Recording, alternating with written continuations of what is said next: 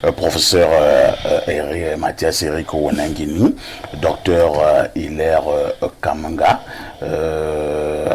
pense que nous ne sommes pas dans un état d'exception.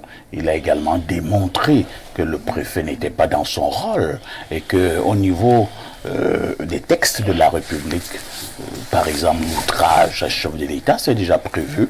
Maître Nouga qui est en studio, je pense que le préfet n'a pas qualité, c'est même un excès de pouvoir. Mais qu'est-ce qui peut pousser un administrateur civil de revol? Je suppose, je présume qu'il maîtrise quand même tout ce que nous sommes en train de faire comprendre, d'aller jusqu'à ces niveaux en prenant un tel arrêté. Merci de me donner la parole. L'acte du préfet, l'arrêté préfectoral, est ce qu'on appelle un acte administratif unilatéral. Et cet acte administratif unilatéral est pris au titre des mesures préventives en matière de maintien de l'ordre. En tant qu'autorité administrative, le travail fondamental du préfet a trait à l'ordre public. La notion d'ordre public est ce qu'on appelle une notion recouvrante. Ça veut dire que quand elle est utilisée, on ne la définit pas dans les textes. Mais dans l'analyse du droit, les éléments de la doctrine, les éléments de la jurisprudence aident à la définir. L'ordre public correspond alors à la sécurité, l'ordre public correspond à la tranquillité et l'ordre public correspond à la salubrité. L'arrêté du préfet est parfaitement fondé. Ah bon? Si vous lisez le préambule de la Constitution, le préambule de la Constitution camerounaise, tel que révisé le 18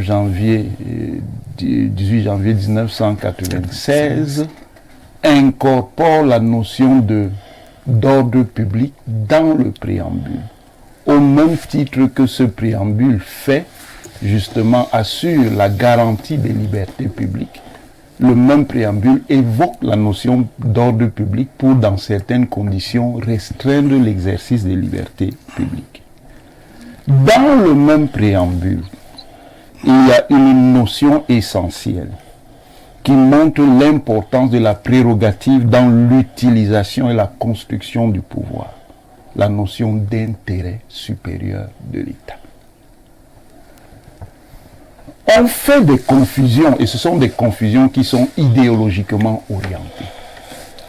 Quand le préfet prend son arrêté, le préfet n'est pas un juge. Le préfet est une autorité administrative.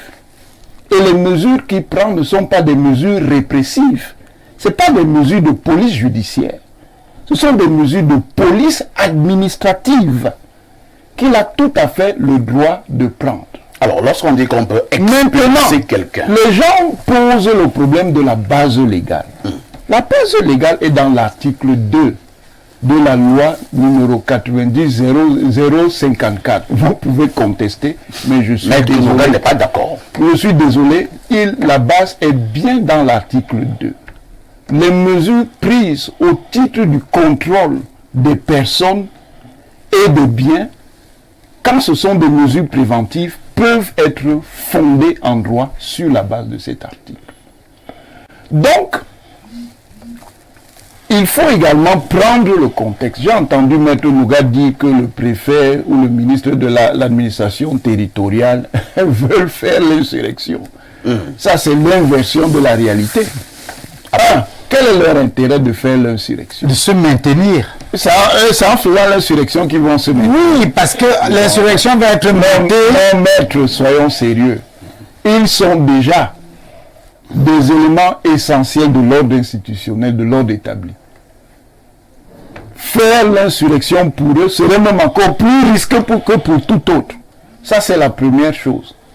Deuxième chose, j'ai entendu aussi Hilaire Kamanga dire que on n'était pas en état d'exception. Tout à fait. L'ordre public ne concerne pas seulement les périodes où il y a l'exception. L'ordre public est une exigence de tous les moments, qu'on soit en situation entre guillemets normale ou qu'on soit en situation de crise, l'ordre public doit être assuré. Maintenant, il y a la possibilité, lorsqu'on estime qu'un acte administratif unilatéral d'une autorité administrative n'est pas fondé, qu'on fasse d'abord un recours gracieux préalable, et si le préfet ne change pas sa position, qu'on forme un recours pour excès de pouvoir. Donc, au lieu de faire des spéculations qui n'ont pas de sens, voilà à quoi on doit s'en tenir. Et pour terminer, le ministre Atangandi n'a pas parlé en l'air quand il, à l'occasion de la dernière conférence des gouverneurs, il s'est appuyé sur des déclarations de certains acteurs politiques qu'il faut écouter. Il n'a pas parlé comme ça, il a pris des déclarations et au préalable, il les a fait écouter à l'ensemble de ses collaborateurs que sont les gouverneurs pour précisément montrer quel était le contexte qui commandait l'orientation qu'il voulait donner dans ces conditions au maintien de l'ordre. Donc, une chose, justement, parce que les gens veulent faire des confusions qui sont des manipulations. Une chose est d'interpeller de manière critique l'autorité. Une autre chose est d'en profiter pour en appeler à l'insurrection. Monsieur Haïssi, si je le souhaite, je suis parfaitement en mesure de dire le gouvernement ne travaille pas bien. Rien ne m'empêche de le dire. Quand je le fais, je ne suis pas contre les lois.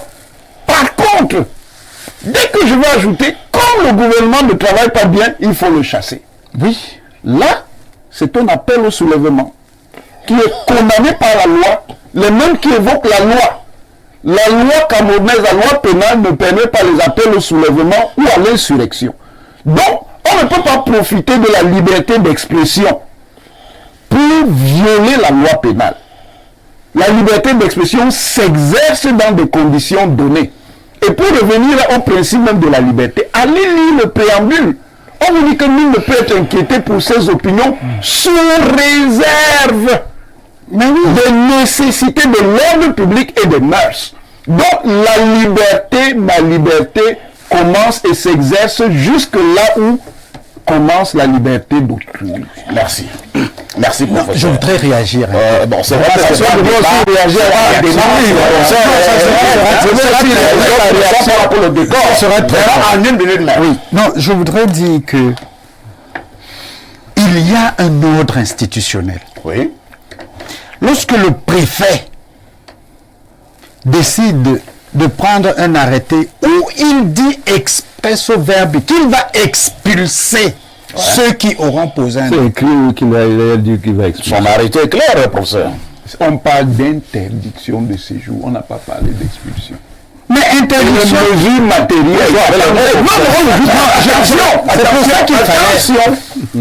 On ne joue pas avec les mots. Les mesures matérielles pour appliquer l'interdiction de séjour sont des mesures diverses. C'est pour ça que je reviens. Ça peut même être des mesures d'internement. C'est pour ça que je Ce n'est pas reviens. nécessairement des mesures de transfèrement.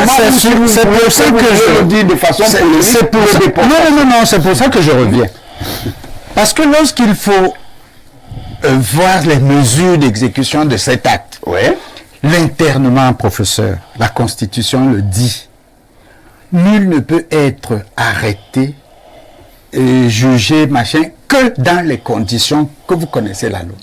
Le préfet n'a aucune disposition qui lui permet d'arrêter les gens dans les conditions qu'il annonce. C'est-à-dire? Mais c'est-à-dire celui qui a porté atteinte au chef de l'État. Outrage au chef de l'État, c'est une infraction à la loi pénale. Le préfet n'a aucune capacité d'apprécier une telle infraction. Donc, il ne peut pas arrêter quelqu'un pour outrage. Vous n'avez pas raison. Vous savez il peut arrêter. Vous savez pourquoi vous n'avez pas raison? Vous faites comme si le juge était le seul acteur de l'application du droit. Mais moi je reviens, je l'autorité administrative. Vous allez comprendre. Attendez, avant que vous... L'autorité administrative est aussi un acteur de l'application du droit. Bien sûr. L'application du droit n'est pas encadré. Même l'intervention de l'autorité judiciaire est encadrée. Oui. Maintenant, vous oubliez aussi que l'ordre public a ce qu'on appelle des nécessités. Et que les mesures d'ordre public sont des mesures de prévention. Ce sont d'abord des mesures de répression. Quand le préfet va donc arrêter, entre guillemets, celui qui aura commis ça, il n'arrête pas ça parce qu'il va le sanctionner comme un juge. Il peut prendre ces mesures en fonction des nécessités de l'ordre public pour prévenir des troubles graves à l'ordre. Je n'ai pas oublié ça. Merci, on vous a passé le concert. Allez-y, mais. Oui, parce qu'en réalité, le préfet peut intervenir dans le cadre de l'internement, dans le cadre de la lutte contre le grand banditisme. Et le grand banditisme... C'est précisé dans la loi, là. Oui. C'est précisé dans la loi. Oui. Dans l'article 2. Oui. Mais si c'est donc vous refusez, donc si vous dites que là c'est précisé, pourquoi vous refusez aussi de reconnaître que le contrôle sur la circulation des personnes et des biens, c'est ce que je demande au préfet d'agir. Je veux que le contrôle sur la circulation des biens, il faut bien qu'on le comprenne. Ce n'est pas quelque chose à interpréter. C'est lorsque vous circulez, on vous contrôle. Parce qu'on peut on peut envisager le contrôle de la circulation de vous allez résider on peut envisager le contrôle de la circulation, mais on peut aussi envisager le contrôle de l'opinion. Donc, professeur, sans jamais circuler. Donc, je voudrais dire que l'ordre public est d'abord la loi.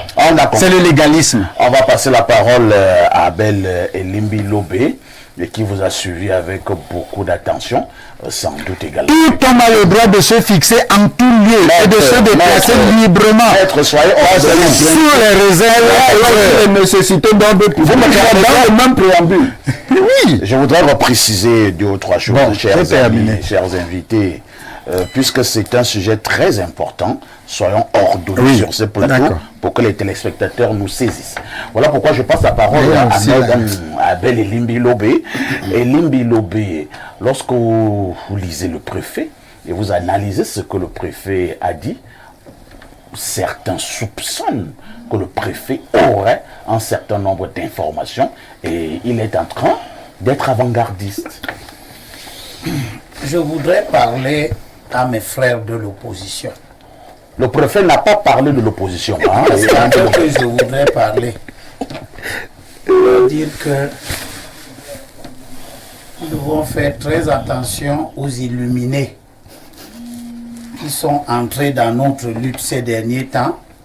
Après, pour beaucoup d'entre eux, après avoir servi le régime qu'ils décrivent aujourd'hui et qui n'a pas changé, qui est aujourd'hui exactement comme il était quand il était au service de ce régime-là.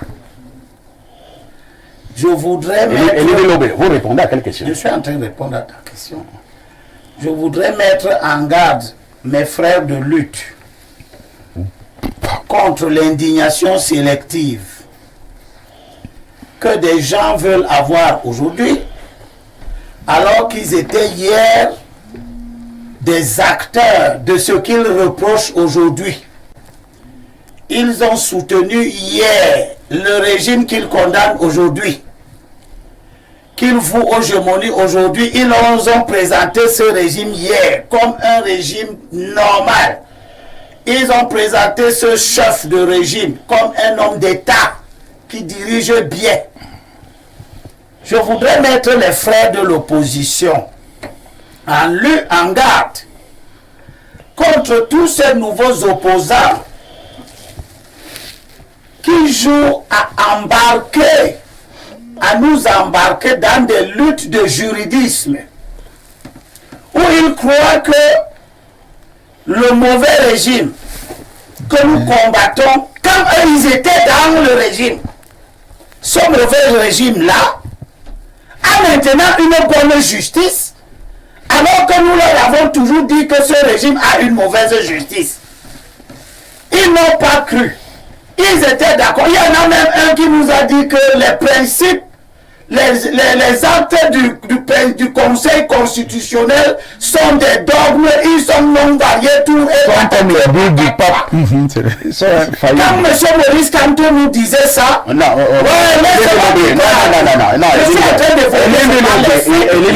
non, pour l'instant, Maurice Kamto n'intervient nulle part.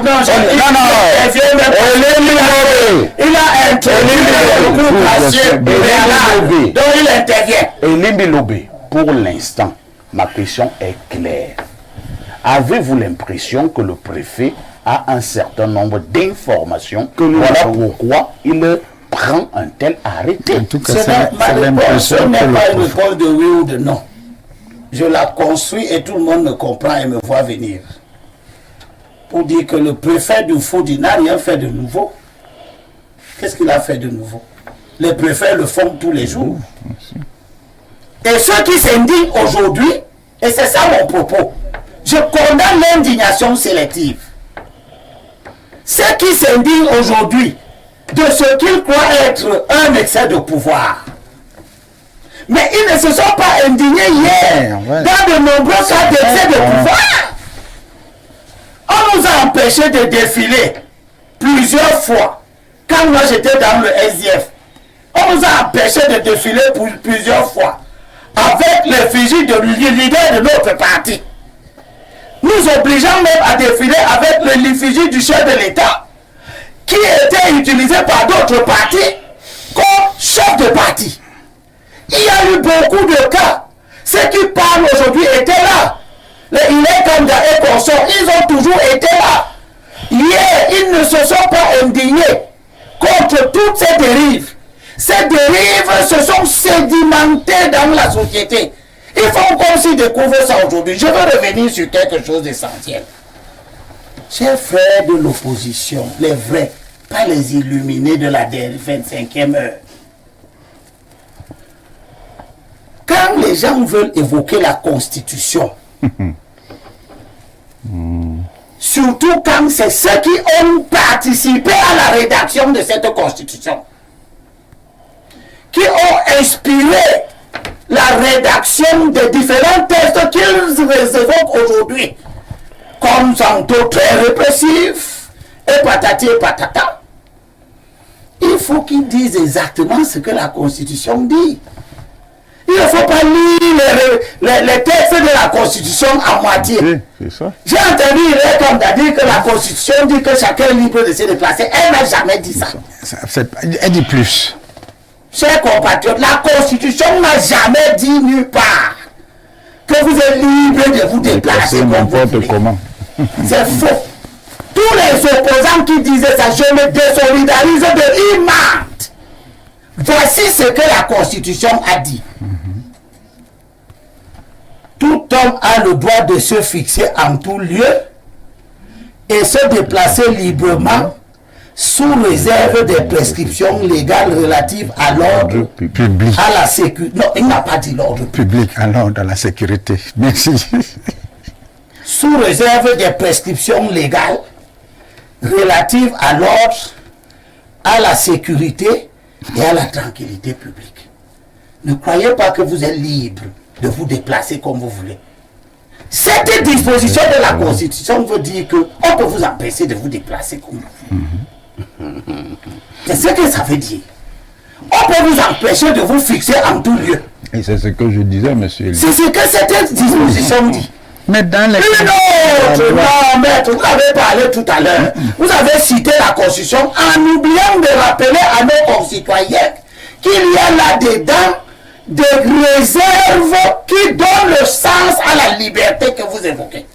Et c'est dans ce sens-là que le premier président de la Cour suprême, Nicobé Missoni, vous allez chuter.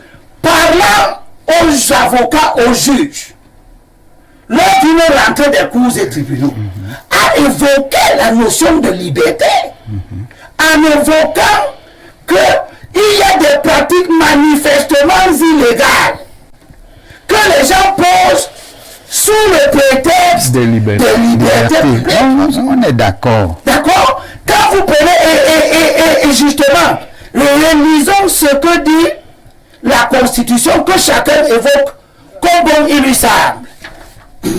Lorsqu'elle dit que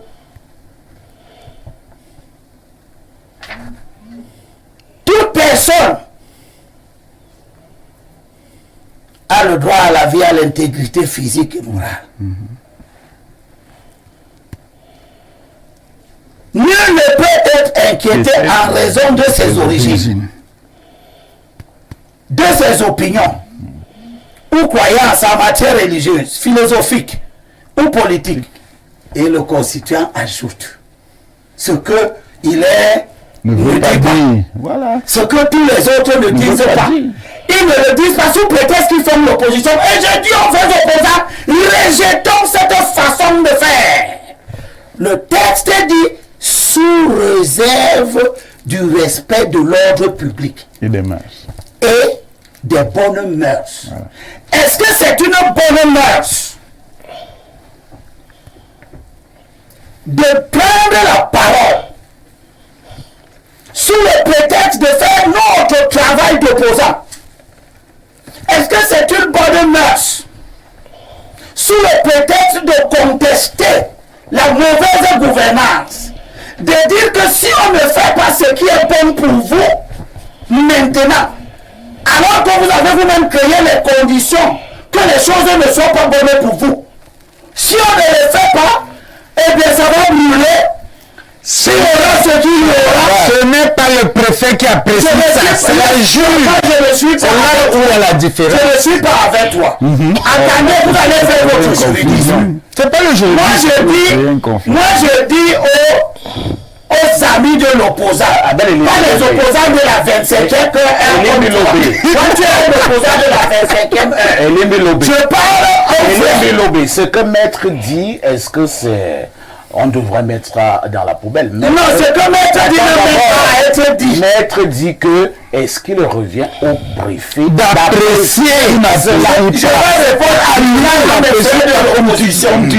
Que nous savons depuis très longtemps que ce gouvernement n'est pas un gouvernement d'un état de droit. Est-ce que le préfet s'est adressé à l'opposition? Non. Le préfet est en train de faire ce qui est caractéristique de la mauvaise gouvernance. Vous étiez dans la Ceux qui s'étonnent aujourd'hui. Merci. Je dis à ceux qui s'étonnent aujourd'hui. Mais vous ne vous êtes pas étonnés hier, par exemple, quand on a interdit pendant plus de 30 ans aux témoins de Jéhovah d'adorer le Dieu à leur convenance. Vous étiez tous ici. L'ordre des avocats était là. Personne n'a dit, mais pourquoi vous interdisez aux témoins de Jéhovah? Aujourd'hui, les gens ont fini par comprendre que ce n'était pas une bonne chose, comme bien disait tantôt, que les mentalités peuvent évoluer d'une manière ou d'une autre. Et heureusement pour les témoins de Jéhovah, ils marchent partout, ils construisent leur temple. Ça n'empêche plus personne de marcher. On va poser. Donc je termine, s'il te plaît. Parce qu'on n'a plus de temps là. Pour dire, Blaireau dira ce que je suis en train de vous dire. Vous savez ce que Blaireau a dit. Je termine sur cette question en disant que vous êtes en train de corrompre. Chers compatriotes, nous luttons depuis 40 ans. Notre lutte est difficile. Ne laissons pas que notre lutte aille dans tous les sens et qu'elle soit menée par des gens qui nous ont combattus hier en disant que ce qu'ils découvrent aujourd'hui qui n'est pas bon pour eux était bon hier. Qu'ils ne nous entraînent pas dans des faux combats. Notre combat est un combat pas contre les préfets, les décisions des préfets, que nous avons connues sous toutes leurs coutures. Très bien. On nous a interdit de manifester, on nous a interdit de marcher. C'est quand on nous interdisait de faire tout ça, les cantons et consorts qui parlent aujourd'hui, ils étaient dans le régime, ils étaient d'accord avec ces abus, ces excès de pouvoir. Laissons-les faire leur combat. On va passer la parole à... Ils vont payer des revanches parce qu'ils ont affaire à la réalité du régime qu'ils ont servi. Pierre Blériot-Niamec, nous vous passons également la parole. Cela continue à faire grand bruit, cet arrêté du préfet. Beaucoup ont même estimé, Blériot, que le préfet nous ramène 60 ans plus tard. Parce qu'il y a eu des grands leaders politiques dans ce pays qui se sont battus pour ces libertés et qu'il n'était pas concevable qu'une autorité administrative puisse comme cela tuer tout ce qui avait été fait pendant des décennies. Parfait, moi je trouve que ce débat est presque inutile. Et pourquoi? Parce que le prophète ne pourra rien appliquer le moment venu. Vous lancez un défi au préfet? Je dis qu'il ne pourra rien appliquer le moment venu. C'est un défi qu'on lance au préfet. Si on a l'impression, non, je lui dis simplement, et il le sait, on a l'impression que quand on fait dans la météo politique, on vous dit que le ministre a organisé une réunion, il mettait les vidéos de Kamto et il mettait ses propres vidéos. Au ministre, si l'arrêté du préfet vise Kamto, personne ne peut interdire à Kamto d'être à Yaoundé. Personne. Ou dans le fond, personne. Pourquoi vous parlez avec une telle assurance? Non, personne. Personne. Ça, et Kamto n'est pas à ce niveau-là. Est-ce que vous aidez Kamto quand vous le dites? Je ne sais pas si je n'ai pas besoin d'aider ou ne pas aider Kamto. Personne ne peut interdire le fond à Kamto. Si Vous savez quand même qu'on avait arrêté Kamto une fois? il est dehors, non? Il a fait 9 mois. Oui, il est dehors. Et ce qui l'a arrêté, qu'il se prépare un jour à être arrêté. Ça, ce n'est pas, faut pas être pressé dans la vie. Ceux qui, donc, ils peuvent être tranquilles dans leur coin, leur heure arrivera. Et ils ne feront pas 9 mois, ils feront 9 ans, 19 ans, ainsi de suite. Donc, personne, si l'idée est d'empêcher à Kamto d'être dans le Fundi, ce n'est plus possible. Vous ne pouvez pas avoir un homme politique de l'envergure de Kamto et vous dresser des lois anti-Kamto, si c'est le but, c'est perdu.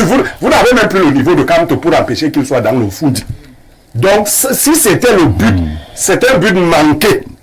Maintenant, la déportation, des choses comme ça, quand je dis que ça ne va pas se passer, vous pouvez signer un arrêté ou simplement même voter une loi dont l'application n'est pas possible.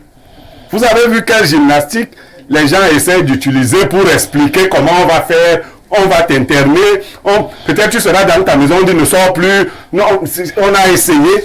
C'est le contrôle sur la sécurité. Alors, si quelqu'un fait ce que le préfet n'aime pas là, vous pensez que on va le trouver en train de le faire, il sera peut-être à l'hôtel Hilton quand il l'aura fait.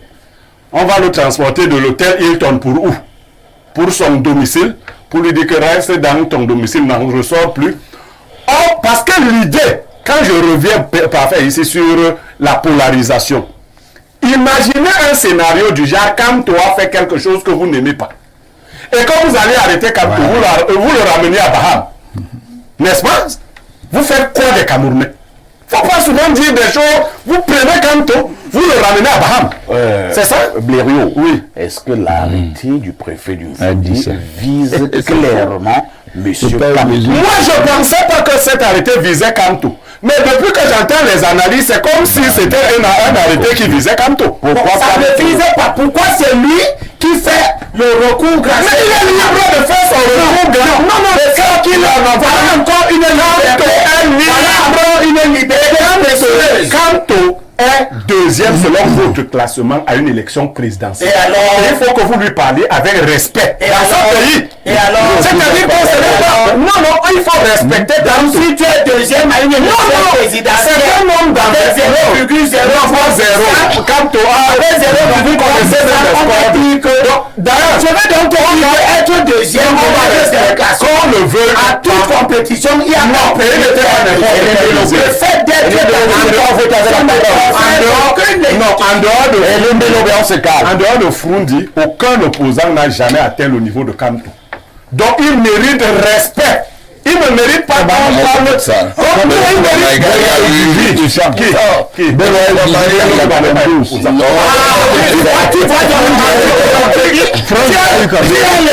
les classements. Et tu dis que personne n'a jamais eu la position que Bello a. Et que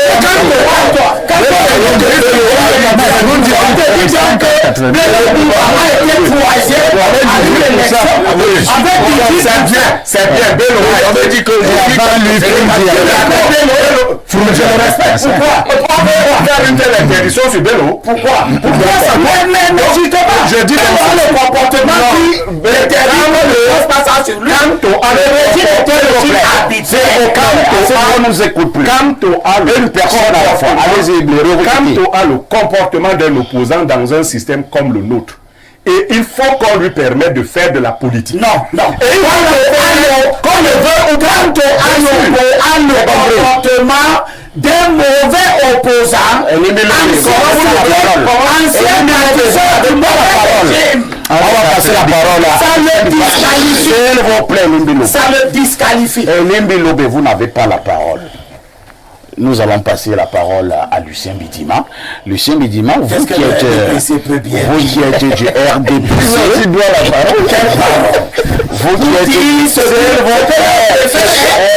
Lobe.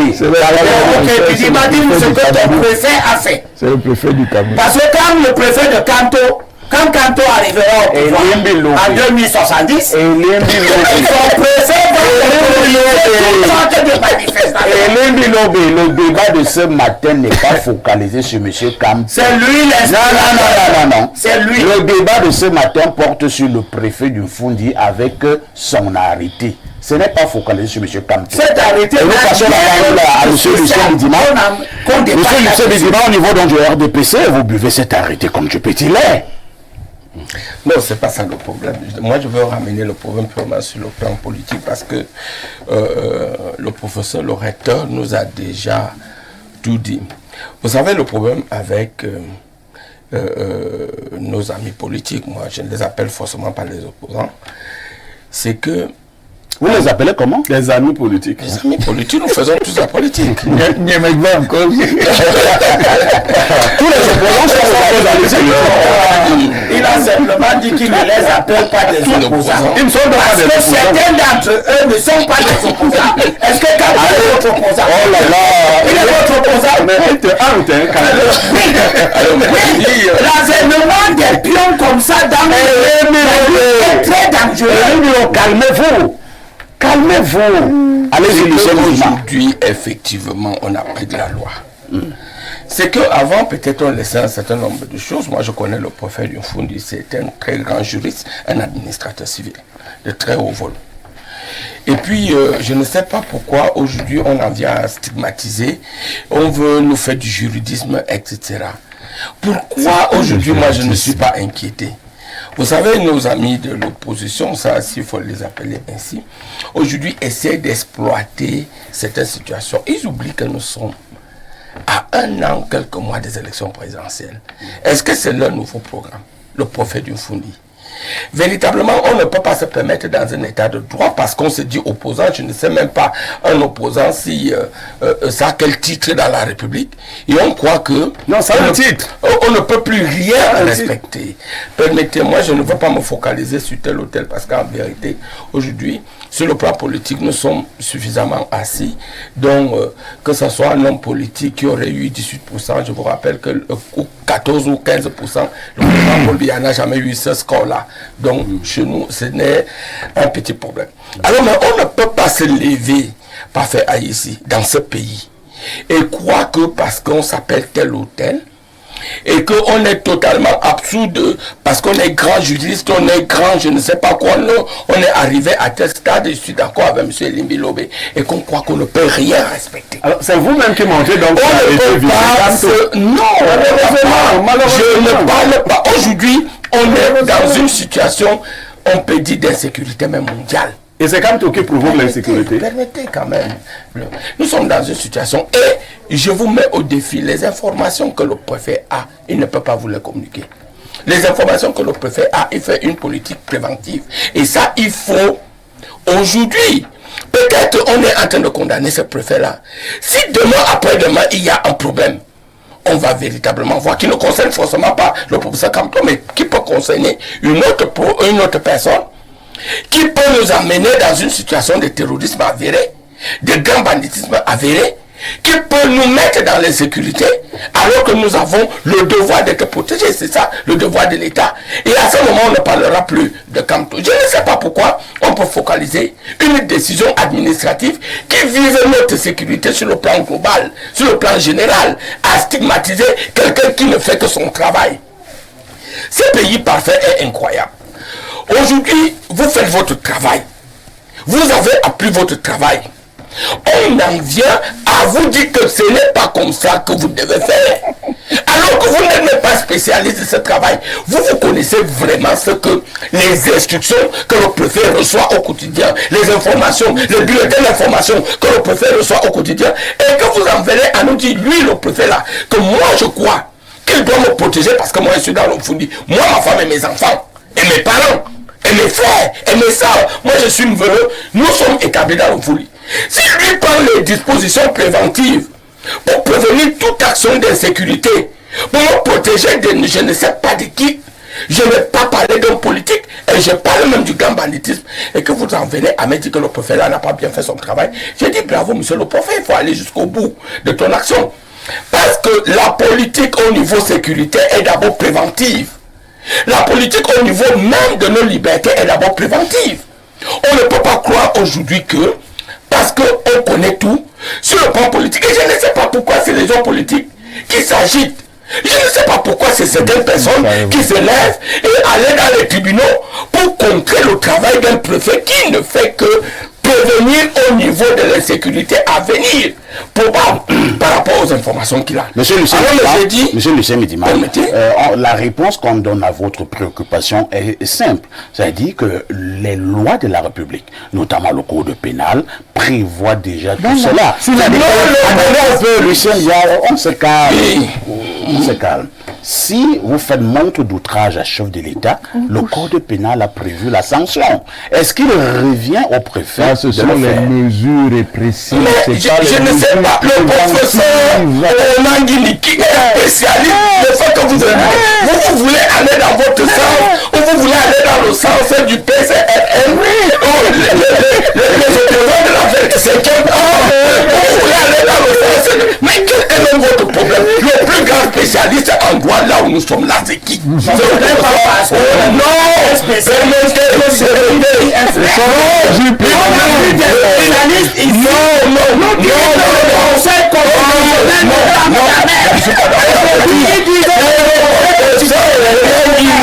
quand il parle droit, on l'écoute. On parle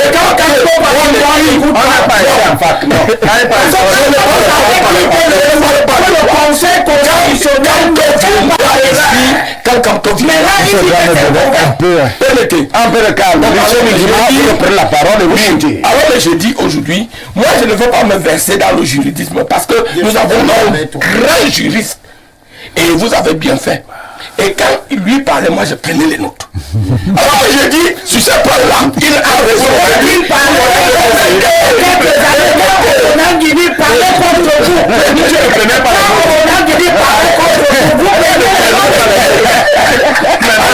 Le professeur sur le plan juridique a déjà parlé. Et moi, maintenant, je parle sur le plan. Il parlait de l'opposition, il avait compté comme un Dieu. Il a parlé contre l'opposition, c'est fini. Mais maintenant, sur le plan politique, je dis, le préfet n'a fait que son travail. Et rien que son travail, parce qu'il ne peut pas aller outre ce travail. C'est quand même quelqu'un qui est expérimenté. Il a des informations. Mais sur le plan, et je ne suis pas là, et je vous interpelle, vous les opposants là. Donc, si vous étiez habitués à faire outrage au président de la République, à l'insulter, vous étiez habitués à menacer la République, à dire que ça va brûler à Yaoundé dans l'Ofoudi. Si vous étiez habitués, sachez qu'à partir d'aujourd'hui, c'est terminé.